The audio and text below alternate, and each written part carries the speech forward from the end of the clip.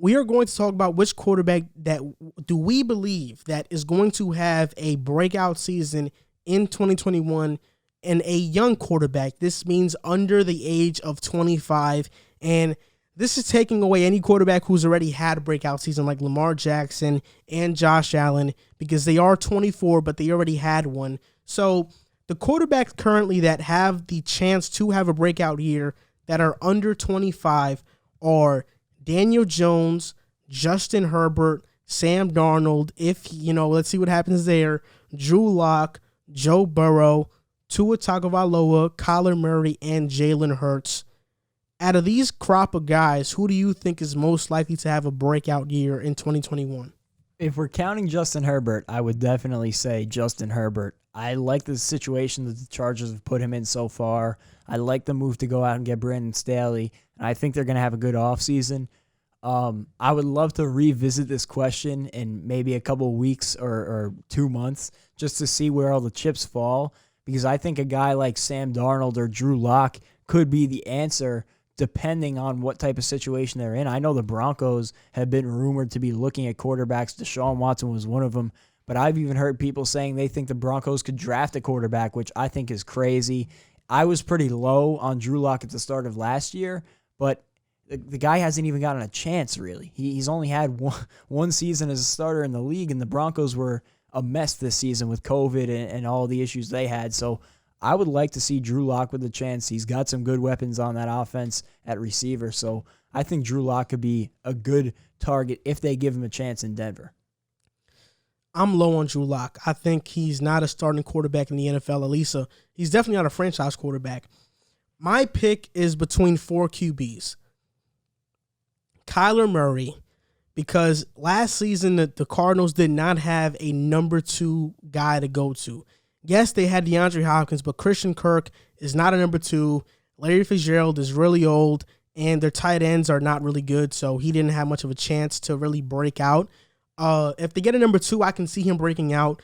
Tua, I think if the Dolphins draft Jamar Chase and get more tight end or wide receiver talent, just receiving talent in general around Tua, he can have a breakout year because he is efficient with the football. Joe Burrow, people are forgetting that he's going to come back. He is going to play in 2021. If Cincinnati builds around him correctly, he can build off that historic rookie season that he was on pace to have. Like, he was about to shatter the passing yards record for a rookie, but he got injured. And then Justin Herbert. For me, I think the safe pick is Justin Herbert. I think Justin Herbert is going to have a breakout 2021 season. He threw for 4,336 yards in his rookie year, 31 touchdowns, and 10 interceptions. I mean, how much higher can you go from that? But I still think there is a next level to that. He threw 10 interceptions, but only had 15 interceptable passes, which is the best interceptable pass rate in the NFL. That's according to QB Data Mind, who do a fabulous job over on Twitter. They really study a lot of quarterbacks. That's 1 interception every 40 attempts, which is super efficient. He has the most completions under pressure with 110. That's 16 more than second place, which was Josh Allen. And this is the most impressive of them all. His pass block win rate, the Chargers' pass block win rate last season was 31st. Their run block win rate was 32nd. He threw 12 touchdowns that were 20-plus yards down the field. All other rookies combined for 6. When we talk about what quarterbacks need to be successful, what's the first thing that we mention? Offensive line. So Justin Herbert was doing this with no offensive line, and I think this offseason for the Chargers is to get an offensive line around Justin Herbert. I want them to sign Corey Lindsey from Green Bay. I think he'd be a solid building block at center. You start right there in the middle. He'd be a solid building block. And Justin Herbert, because you have Mike Williams, because you have Keenan Allen, because Austin Eckler, I'm counting on to be healthy. I think Hunter Henry will be back. That offensive line will be better. I think Justin Herbert will have a breakout season in 2021. The only guy who can stop Herbert from having a breakout year is Joe Lombardi, their offensive coordinator. when he was the OC for Detroit, he only lasted a season. And then in the second season, he coached a couple games and then got fired. Matthew Stafford had his third lowest QB rating of his Lions career with Lombardi. So that's counting his rookie year, which is like kind of like a scratch-off year. So if you scratch off his rookie year, it was really his second lowest QB rating of his Lions career. This is a guy who had 5,000 yards like a couple years before Lombardi getting there. Joe Lombardi didn't do well in Detroit. And who knows how much he's improved since then. He did go to New Orleans and he learned under Sean Payton a little bit, but he was in New Orleans before going to Detroit. So he was already learning under Sean Payton. Let's see how much better he's gotten. The Chargers did say they're going to build an offense around Herbert, but do I trust Lombardi to build that offense around Herbert? I really don't, but let's see what happens. I mean, when he went to Detroit, Detroit had Calvin Johnson on that team. Detroit had, I believe, Golden Tate on that team and Stafford. These weren't scrubs, and he failed miserably there. Let's see what happens with the Chargers coaching Justin Herbert.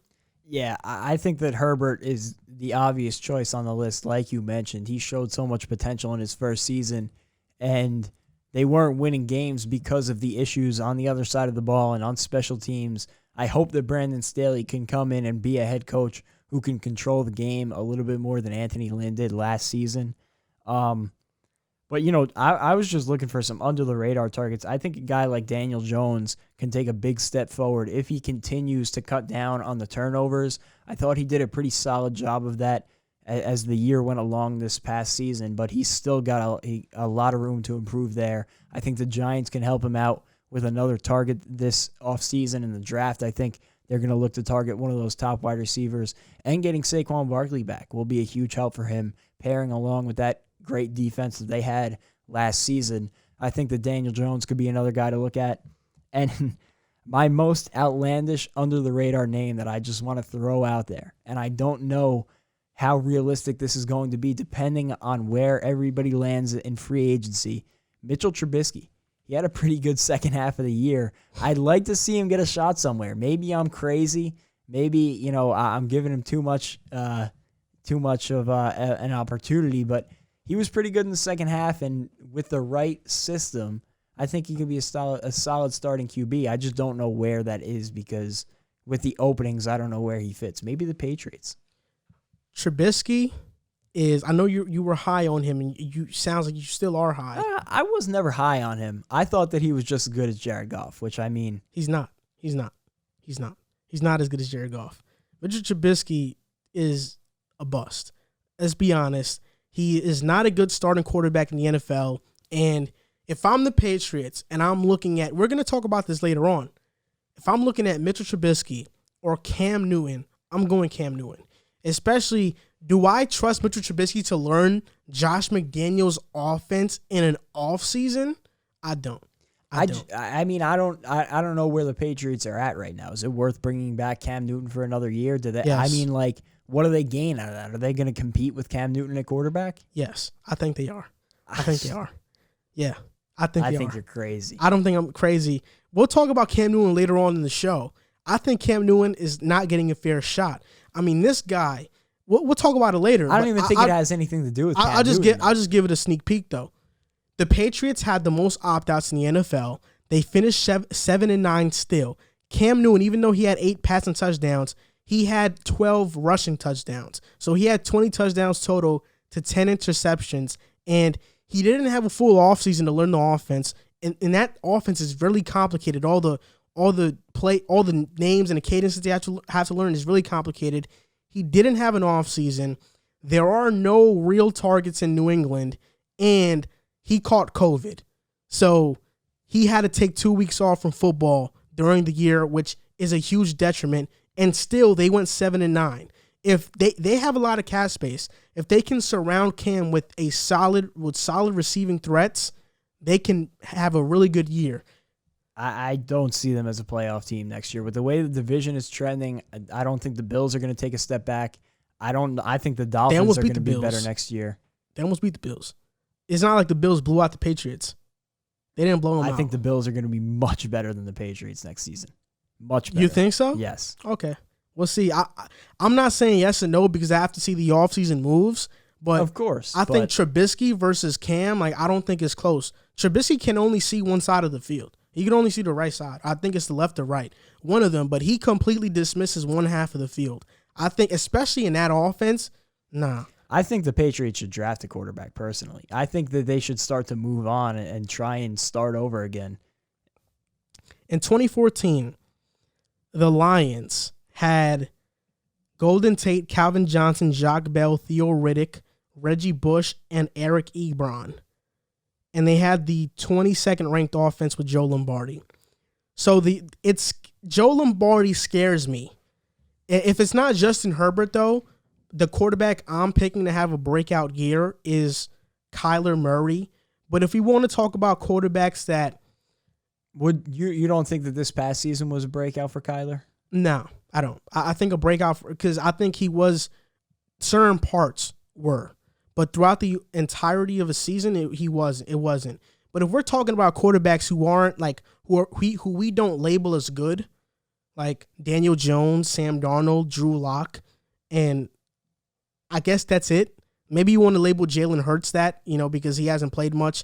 But even guys who are unproven, let's say that, and Tua and Joe Burrow to an extent, even though I think Joe Burrow has proven himself, between the crop of Darnold, Jones, and Drew Lock, I'd pick Jones to have a breakout year over them. I would agree with that. Yeah. He's also got the most stable situation. Yeah, and Tua, Jalen Hurts, and Burrow, I think Tua, just because of Miami's situation. But we'll see with that because Brian Flores has shown the tendency to handle quarterbacks the wrong way. I'm interested in seeing the Bengals, though. If they could get Sewell in the draft, the division's going to be really tough, but I like the weapons they have at receiver. And obviously, it's going to take some time with Burrow getting back from injury, but